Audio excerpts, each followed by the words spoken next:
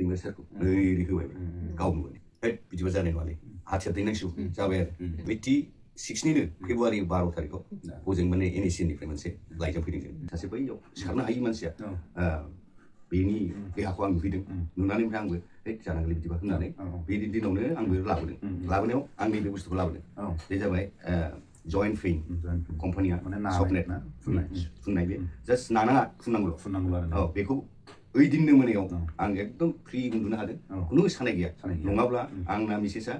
मालाबा 12ता मालाबा 2ता सिखारनानै नानो गोनां जायो बेजों एकदम गादों बेनिफ्राय बै मोनसे माबाया पुनर्नभाया बिराद मोजां बियो किडनि हार्ट लिभार बे गासिबो आरो जोंना सासे नै बिदियाव दानजागुलायदों 86निनो फेब्रुवारि 12 तारिखआव हजों माने NACN निफ्राय मोनसे लाइजाम फैदों जों ओमफ्राय जोंहा बे माबायाव बे फेब्रुवारियाव याबनानि कनफारेन्समोन बिराद गिदिर कनफारेन्स बेवहाय रन्जन दैमारिया लाइजामखौ देखायबाय नालाय नों थांनांसिगोन आंजों दे जागोन दे 12 तारिखआव थांबाय फेब्रुवारि 12 तारिखआव नागालेण्डआव एकदम बर्डार फुरा ओरै फाथिलायनाय एखेबारे आंथ' सानसे समाव आबसुनिबो गोख्रों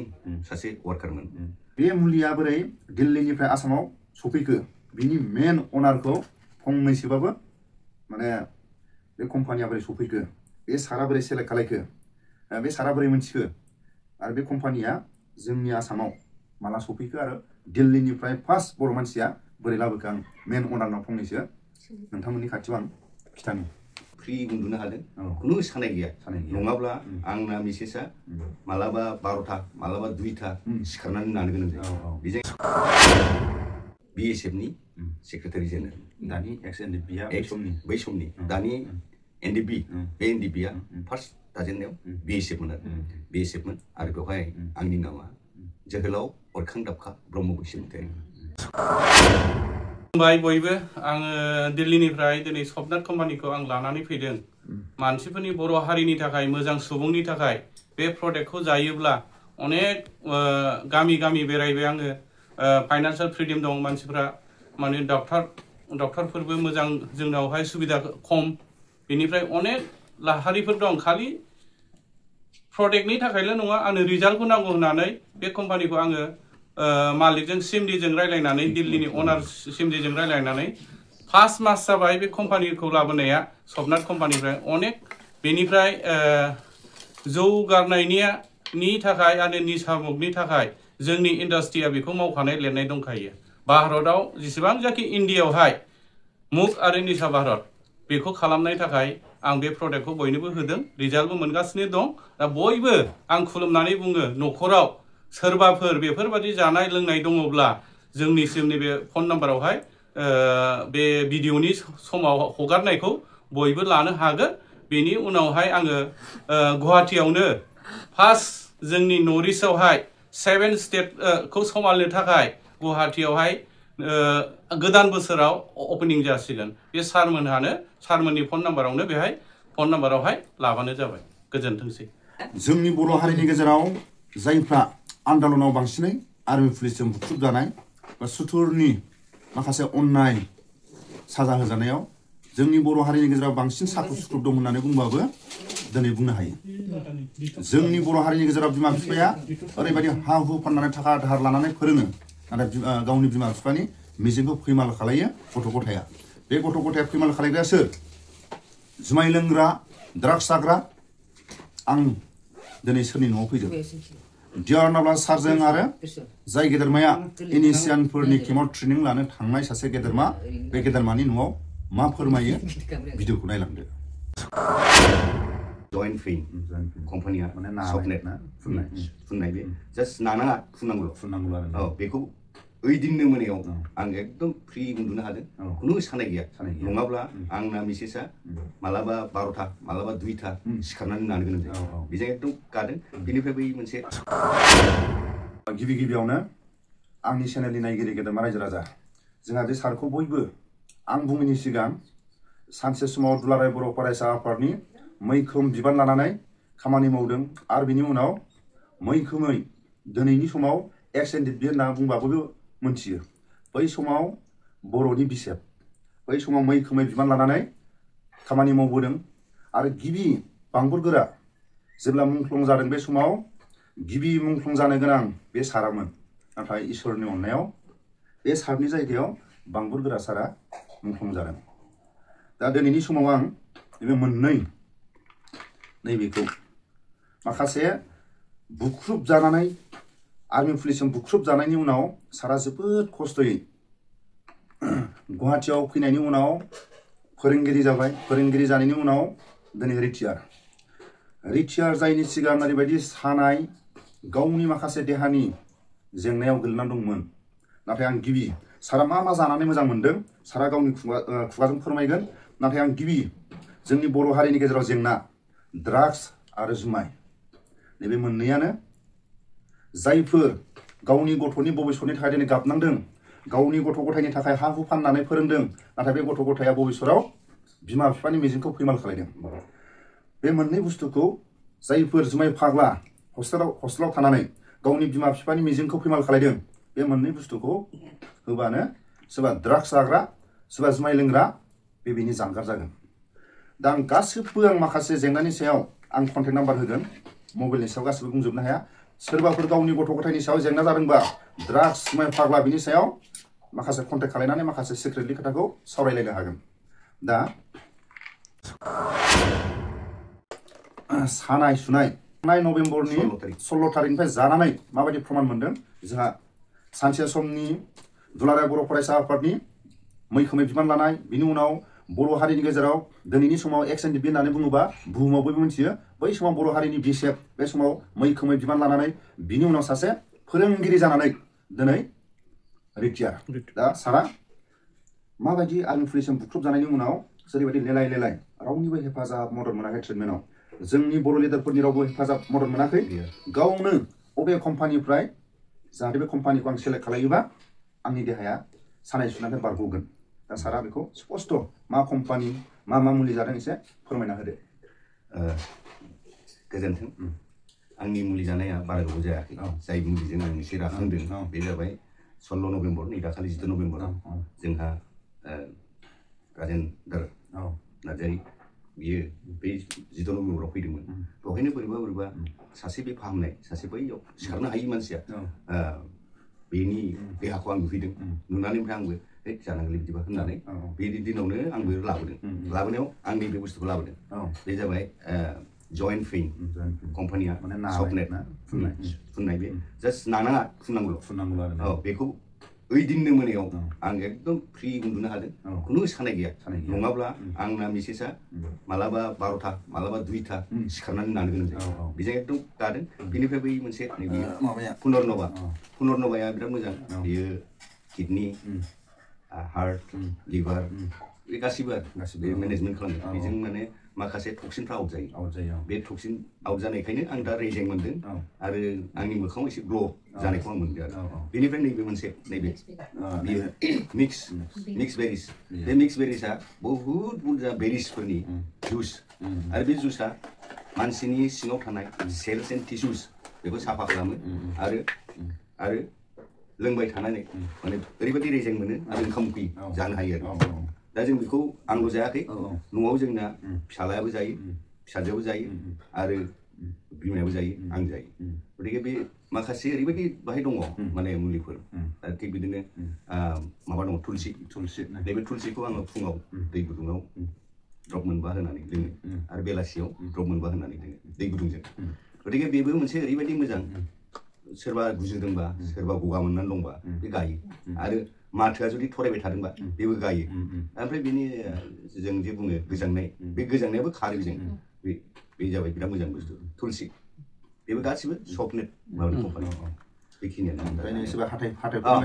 हाथायाथ' बहुद मोजां बे हाथायनि मुलिया बियो मोदोम सानाय हाथायनि मोदोम सानाय हाथाया सानाय लोगोसे बबेबा सादोंबा मोदोमाव बेयावबो लागायनो हायो आरो दै गुदुंजोंबो बेजों माने गारगोल खालामनो हायो मोजां बुस्थु बियो हार्बेल टुथपेस्ट होननानै बुङो चकलेटनि दा बेफोरो गासिबो मोजां बुस्थु आं दा बेखौ बाहायबाय थादों आरो बेनिफ्राय बैखौ क्रिम बेयो मयस्चाराइज लसन बेखौ फिसाजो आरो बिमाया फुनो दा बिराद मोजां मोनो फिसाजोआ इसे इसेयावनो माने मोजां मोनो आरो बे मैगं फुनो गतिके बेखौ बाहायदों बिनिफ्राय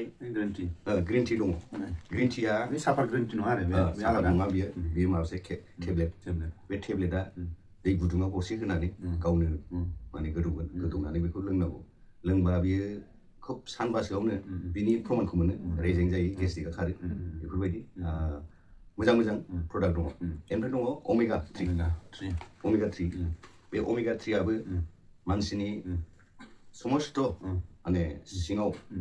माराम जानानै थानाय बेखौ फाहामो बे अमेगा 3आ नार्भआव थाङो नार्भखौ नांगौ ओमफ्राय ब्रेननि खामानि मावो मेगननि खामानि मावो बे गासिबो बिराद माने मोजां प्रडाक्ट दिनै सुगार गोनांफ्रा बेखौनो एसे प्रब्लेम जायो नालाय बेजों जाबाथाय लासैनो खालामगोन आरो ओमफ्राय नैबेफोर मानलु मानला गोनांफ्रा बे साबुन दा बिदिनो जगाजग लाबाय थायोबा माने जायफोर भलन्टियार आबसुनि आन्दाराव जायफोर माने आर्मि पुलिसजों बुख्रुब जानाय बे सानाय सुनायफ्रा जगाजग लायोबा बिनि राहा दं जायफोर सोरबा बिलटिनि समाव एक्स बिलटिफोरा जेब्ला सोमावसारदोंमोन समाव आर्मि पुलिसजों बुख्रुब जानाय बिनि सोमावसारनायाव बुख्रुब जानाय जायफोर सानाय सुनाय गोनाङा बे सारा माने गिबि मुंख्लं सुथुरनि आखायाव बुख्रुबनानै दसे सम थैनानै दंमोन ओंखाम दौजानायसो इसोरनि अननायाव बुख्रुब जानाय मानसिया माबायदि जागोन दसे आधा घन्टासो थैनानै थानाय मानसिया आधा घन्टा नङाबा 10-15 मिनिट नङा सार बारा बुख्रुबनानै सुथुरनि आखायाव माबायदि जागोन थैहाबनानै थानाया बे दिनै बैसो जानाय लोगो लोगो सानाया लासैनो नुजाफैबाय बे नुजाफैनायखौ सानायखौ बासायनो थाखाय बा सानायनिफ्राय बारग'नो थाखाय बे जेंनायाव सारा दंमोन दा बेनि थाखायनो जायफोर सानाय सुनायखौ मिथिया बांसिनै मिथिगोन जोंहा बै समनि आन्दलनाव बाहागो लानायफ्रा अबेबा खारनायाव गोलैनायफ्रा हारा बायनायफ्रा बैसो जायोबा सानाय सुनाय जायो नालाय नङा होमबा सार दा बे सारानो जाहैबाय जोंहा अरखां दाबखां सार आं बुंखाबाय दहायनो सानसे समनि दुलाराय बर' फरायसा आफादनि दैदेनगिरि आरो सानसे समनि बिसेफ समाव मैखोमै बिबान लानानै डियारनावला सारजों इनिसियानफोरजों ट्रेनिं लाहैनाय गेदेरमा दैदेनगिरि आरो बिनि उनाव जोंनि बर' हारिनि गेजेराव लेखा गोरों जानांगौ होननानै फोरोंगिरि मावनानै सारजों फोरोंजानाय फरायसाफ्रा बहुत साख्रि मोनबाय नङा साख्रि मोनबाय दा रिटायार जानाया बारा गोबाव जायाखै जानुवारियावसो थांनाय जानुवारियाव बा बेसेबां बर' हारिनि थाखाय स्टेप खामानि मावबोदों बे दैदेनगिरिया दिनै जोंनि बर' हारिनि गेजेराव जारिमिन आन्दलननि गेजेरजोंनो आन्दलन खालाय सासे फोरोंगिरि जाफैनाया बे जोंनि बर' हारिनि गेजेराव जारिमिन नङा होमबा सार नंगौ जारिमिन दा बिनि थाखायनो अबे मुलिफ्रा मानसिनि थैजों माने सोरबाया अबेबा कम्पानिया सोरनिबा थैजों गोरोबाबो जानो हागौ दा बे कम्पानिया सारजों गोरोबदों दा बिदिनो सोरनिबा थैया ABC बिदि थालायलाङो थैजों माखासे रिलेसन जायो अबेबा थैजों जुदि थाब गोरोबोबा मुलिया एक्सन होयो नङा सार दा बिनि थाखायनो मोननै जोंनि बर' हारिनि गेजेराव ड्राग्स आरो जुमाय बिमा बिफानि मिजिंखौ फैमाल खालायनाय बिनि सायाव इम्परटेन्ट बिमा बिफाया जेरैबो राहा मोनाखै आर्मि पुलिसनि हेफाजाब मदद लानानै मालाबा समाव पुलिसनो कमप्लेन होयो गावनि गथ'खौ हमना लांनो थाखाय सोरबा गुबुन आफादनो कमप्लेन होयो बेनि जेबो राहा मोनाखै नङा होमबा सार दा मोननै राहाया बेनो मोननै बुस्थु दं आरो नैबेहाय कन्टेक्ट लाबानो जायफोर ड्राग्स जाग्रा जुमाय लोंग्राया हयथ' बे मुलिनि नामखौ बुङोबा न'आव लांनाय लोगो लोगो गारखुमानो हागौ ओमफ्राय बे मुलिनि नामखौ जों बुंथ'ला नङा सार जायफोर जुमाय फाग्लाया बे मुलिखौ नुयोबा गारनो हागौ ड्राग्स फाग्लाया बे मुलिखौ नुयोबा गारनो हागौ बिमा बिफाया बेखौ बासायनो थाखाय लांनो हागौ नङा दा बेनि थाखाय कन्टेक्ट नाम्बाराव सोरनिबाफोर न'खराव जेंना दंबा ड्राग्स आरो जुमाय बे इम्परटेन्ट नङा होमबा सार कन्टेक्ट लानो हागोन दा सारानो जेब्ला फरिखा समाव जिबायदि गथ'फोरखौ गावनि स्टुडेन्टफोरखौ फरिखा समाव न'आव थाङै सारा फोरोङोमोन बेबायदि सासे फोरोंगिरि दा सारा बे ड्राग्स आरो जुमायनि सायाव फंनैसो बुंदो जोंथ' दा नुदों दिनै गाबोननि दिनाव उन्दै गथ'फ्रानो ड्राग्सजों माने खोब गाज्रि अबस्थायाव दङ जों नुनायाव 7-8निफ्रायनो बिराद गाज्रि जायो उन्दै 6फ्रावथ' जेबो जाया खिन्थु बिमा बिफानि माबायावसो जायो ना गावसोर माने गावसोरनि बे कम्पानिजों जायो कम्पानि माने लोगोफोरजों जायो जों बेखौथ' बुंनो हाला खिन्थु जों अनेक नुबोदों बेबायदि आरो उन्दैयावनो स्कुल गारनानै बहा थांदों बहा मादों बिदि गोमानाय दङ इभेन हौवासायाल' नङा हिन्जावसाफ्राबो गोमानानै खारनानै दङ दा बेबायदि बर'नि समाजाव बिदि गोदान मोनसे ट्रेन्ड फैदों जाय ट्रेन्डआ इयुनाव बिराद गाज्रि माने सोलोंथाइ गैयाबाथ' गाज्रिखासै सोलोंथाइखौ लाजोबहैनो हानाय नङा ओंखायनो नैबे ड्राग्स होननाय बुस्थुआ ड्राग्सआथ' ओरैनो मुलिखौनो ड्राग्स होनो खिन्थु बांद्राय जायोबा बे गाज्रि जायो स' बे निसा जायो बेखायनो बे ड्राग्सफोरखौ माने गाहोनो थाखाय दिनै कम्पानिया बिराद मोजां मोनसे मोननै मुलि दिहुनदों बे मोननै मुलिखौ जायोबा खोब माने आरायग' जागोन जों हयथ' हाथ्राब्लाबो माखासे मानसिखौ जों गाहोनो हागोन आरो जायखौ जों नुदों जायखौ जों होनो हायो बिमा बिफाया जायखौ माने दायथ' लायो होनो दायथ' लायो बिसोरो खिन्थु बारग'गोन आरो रेहाय मोनगोन आंथ' 87 जेब्ला उफेना माबा मोनदों माने आबसुनि प्रेसिडेन्ट मोनदों बे समाव आं उदालगुरि जिल्लानि अर्गेनाइजिं सेक्रेटारि आबसुनि जों बेयावनो ज' थायोमोन उपेन बिनि साननाय हनायाथ' बिराद मोजां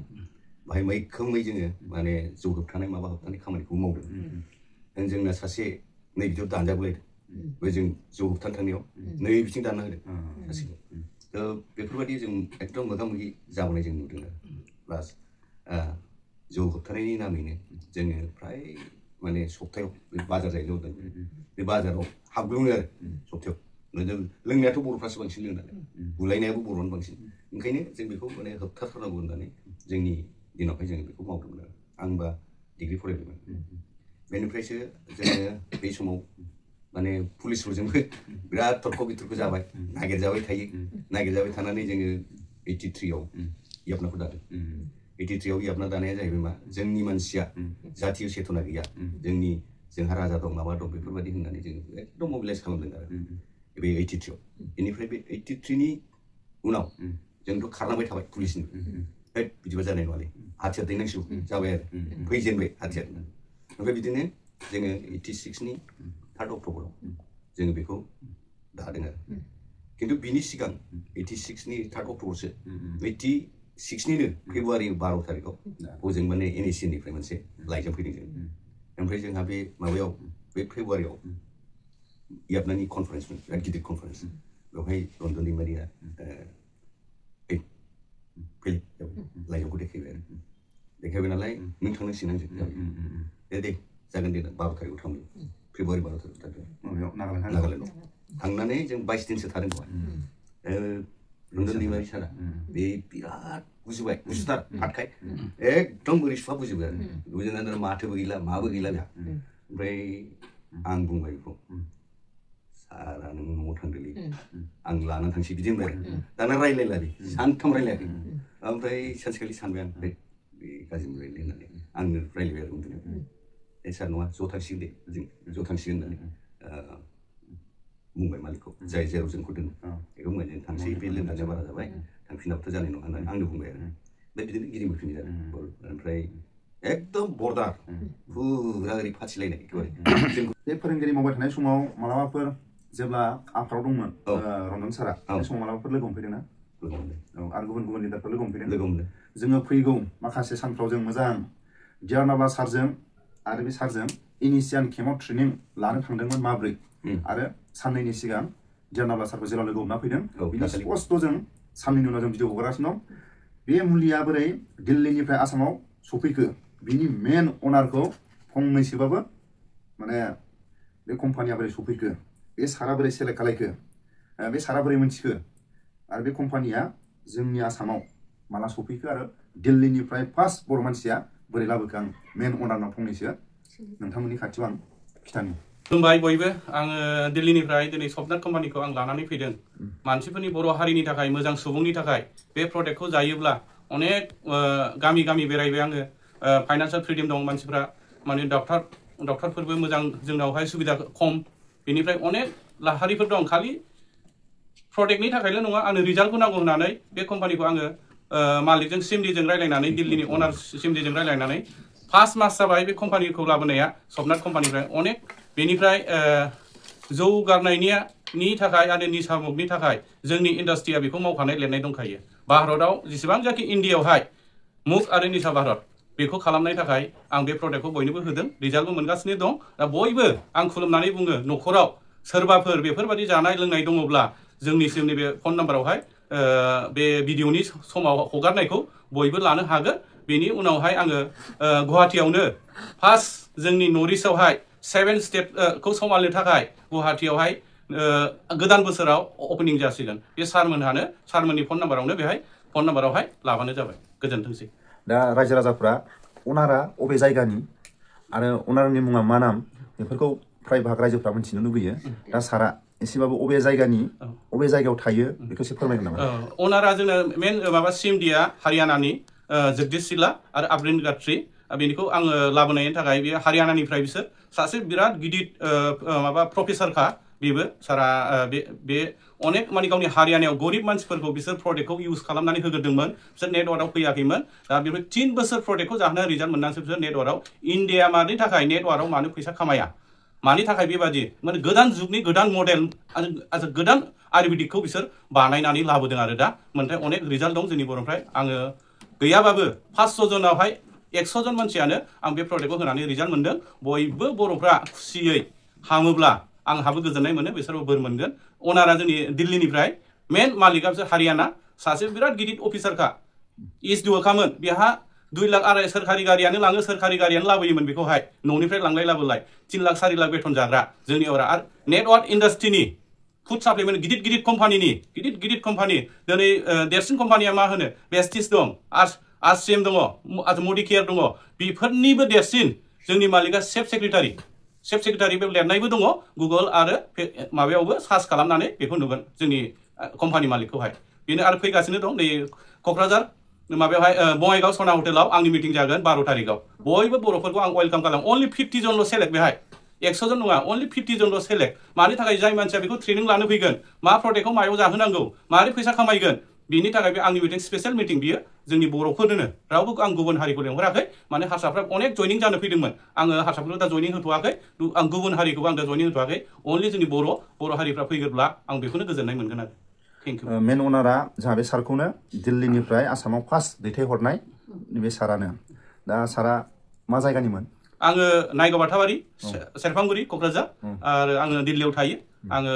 इन्डिया एयारलाइन्सआव मावखायो बेखौ इन्डिया एयारलाइन्सआव 2012आवनो आं बिआरएस लादों आंनि हेल्थआ गाज्रिमोन आं दा बेहायनो मावनानै गोजोननाय आरो आङो जोंनि बर' हारिफोरखौहाय फोसाबनो थाखाय आं ओंखारबोदों आरो आं फैसानि थाखाय फैयाखै बयबो बर' हारिफ्रा फैयोब्ला जुदि 100 जन मानसिखौ आं फोसाबनो लायो हायोबा आंनि गोसोआ बेनो टारगेटआ बेनोसै